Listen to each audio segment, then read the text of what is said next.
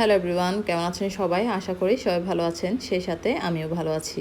আজকে আমি আপনাদেরকে বলবো এই কেকটা কেন যে কাস্টমার কিনেছিল ওই কাস্টমার খেতে পারেনি। ওই কাস্টমার খেতে না পারার মূল কারণে হচ্ছে উনি মেয়েপক্ষ। এঙ্গেজমেন্টের কেকগুলো সাধারণত মেয়েপক্ষ অর্ডার দেয় না, বেশিরভাগ ছেলেপক্ষই অর্ডার দেয়।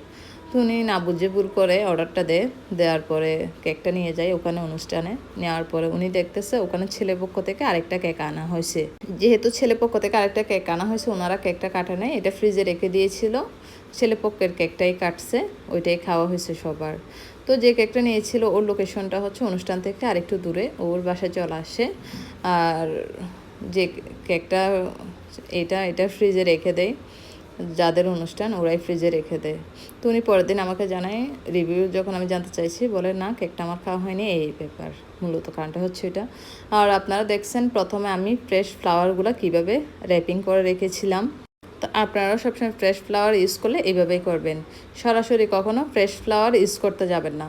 তার মূল কারণ হচ্ছে অনেক সময় ফ্রেশ ফ্লাওয়ারে বিভিন্ন ধরনের ফ্লাওয়ার থাকে, আর অনেক সময় ফ্লাওয়ার থেকে একটু খারাপ গন্ধ ছড়ায়। ওই জন্য ওইটা ভালোভাবে ওয়াশ করে র্যাপিং পেপার দিয়ে মুড়িয়ে রাখবেন, এরপরে কেক ইউজ করবেন। তো আমার সব ফ্লাওয়ারগুলো যখন দেওয়া হয়ে গেছে, এরপর আমি কিছুটা ড্রাই জিপসিগুলো দিচ্ছি। ড্রাই জিপসিগুলো দেওয়ার পর লাগতেছে আমার আর একটু বেশি গর্জিয়াস হয়ে গেছে, আর একটু সুন্দর লাগতেছে, মূলত ওই জন্যই দেওয়া।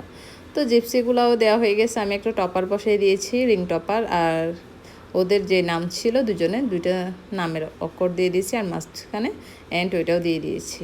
তো এই তো আমার কেকটা পুরোটাই রেডি হয়ে গেছে। আপনাদের কেমন লেগেছে জানাবেন, আর আপনাদেরকে ধন্যবাদ ভিডিওটা দেখার জন্য।